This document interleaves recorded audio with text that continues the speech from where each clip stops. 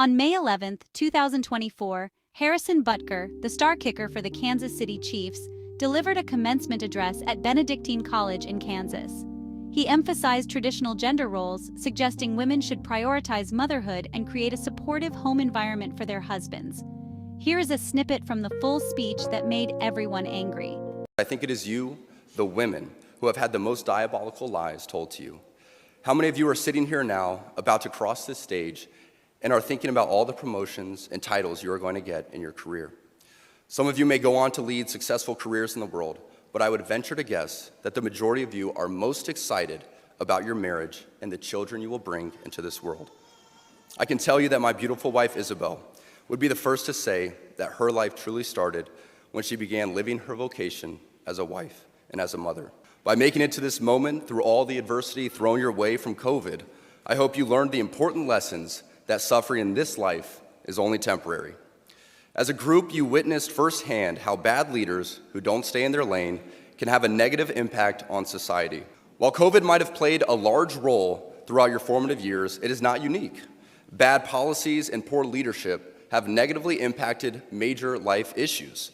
Things like abortion, IVF, surrogacy, euthanasia, as well as a growing support for degenerate cultural values in media, all stem from the pervasiveness of disorder. Our own nation is led by a man who publicly and proudly proclaims his Catholic faith, but at the same time is delusional enough to make the sign of the cross during a pro-abortion rally.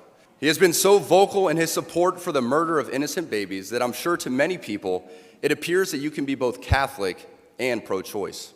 The world around us says that we should keep our beliefs to ourselves whenever they go against the tyranny of diversity, equity, and inclusion. We fear speaking truth because now, unfortunately, truth is in the minority. Congress just passed a bill where stating something as basic as the biblical teaching of who killed Jesus could land you in jail. I am certain the reporters at the AP could not have imagined that their attempt to rebuke and embarrass places and people like those here at Benedictine wouldn't be met with anger, but instead met with excitement and pride. Not the deadly sin sort of pride that has an entire month dedicated to it, but the true God-centered pride that is cooperating with the Holy Ghost to glorify Him. His words quickly ignited a firestorm of controversy, with many accusing him of promoting outdated and sexist views. Butker's speech came at a time when conversations about gender roles, equality, and women's rights are more prominent than ever. His message, delivered with conviction and sincerity, seemed to clash with the prevailing narrative of female empowerment and professional achievement. Many saw his words as a step back, a regression to a time when women were confined to the domestic sphere. The backlash was immediate and fierce, flooding social media and sparking heated debates across various platforms. The controversy surrounding Butker's speech highlights a fundamental tension in contemporary society. How do we reconcile traditional values and beliefs with the evolving roles of women in the 21st century? Is there space for diverse perspectives on family and gender, or are certain viewpoints deemed unacceptable in the current social climate? These are complex questions with no easy answers, and Butker's speech served as a catalyst for a much-needed conversation. This speech aims to unpack the complexities of Butker's message, exploring its intended meaning, its reception, and its broader implications. It seeks to understand why his words provoked such strong reactions, while also acknowledging the sincerity of his beliefs and the importance of open dialogue around sensitive topics. By delving into the heart of the controversy, we can gain a deeper understanding of the challenges and opportunities that arise when traditional values intersect with modern realities. In the middle of Butker's speech was a vision of family rooted in traditional Catholic teachings. He spoke about how women are meant to be caretakers and should be most excited about bringing children into the world. For Butker, a husband's primary responsibility is to provide for and protect his family, acting as the spiritual leader of the household. He even talks about how his wife, Isabella, truly started her life as soon as she became both a mother and wife. A wife's role, in his view, centers around creating a loving and nurturing home environment, prioritizing motherhood, and supporting her husband's endeavors. The 20-minute speech has been viewed more than 455,000 times on YouTube since May 16th and generated considerable backlash and memes on social media, especially from people critical of his views on women. Many pointed out that Butker's own mom is a clinical medical physicist. This vision of family, while deeply meaningful to Butker and many others who share his faith, struck a discordant note with a significant portion of the audience and the wider public. In a society that increasingly emphasizes gender equality and women's pursuit of professional fulfillment, Butker's words seem to confine women to a domestic sphere, limiting their potential and aspirations. The idea of women prioritizing motherhood over career ambitions felt outdated and restrictive to many, particularly those who have fought hard for the right to pursue their own paths. However, others believe that Butker's message stemmed from a place of genuine belief and personal conviction.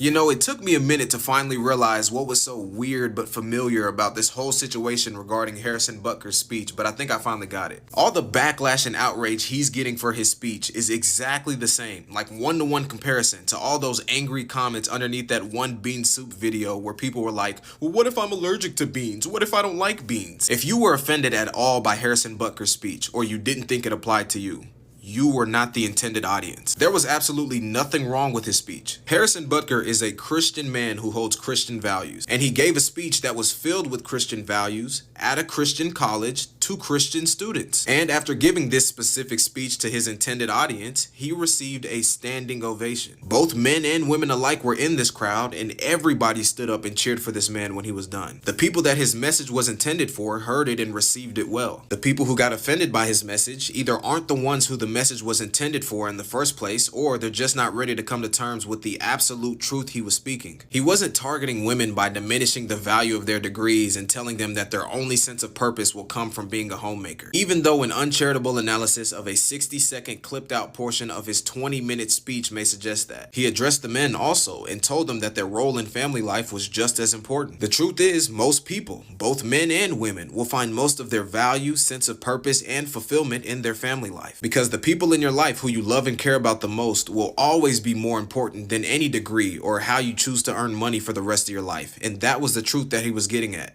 It's important to note that this isn't the first time Butker has shared these beliefs. He's been incredibly vocal about his commitment to conservative Catholic doctrine and has appeared in political ads promoting abortion restrictions.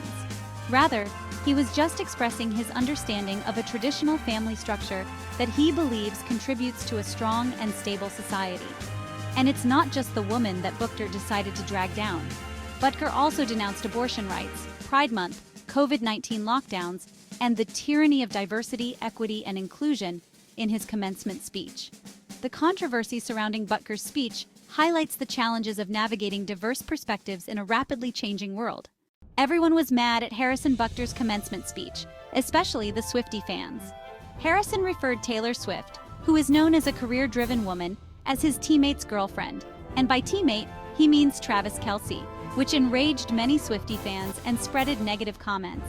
He also referred a line from Taylor Swift's song Bejeweled, which was "Familiarity breeds contempt." Harrison and his wife Isabella are 6 years younger than Taylor Swift, not to mention that Taylor Swift is unwed and has no children. Butker quoted this line in his speech to talk about how he sees as the problem of priests becoming overly familiar with their parishioners.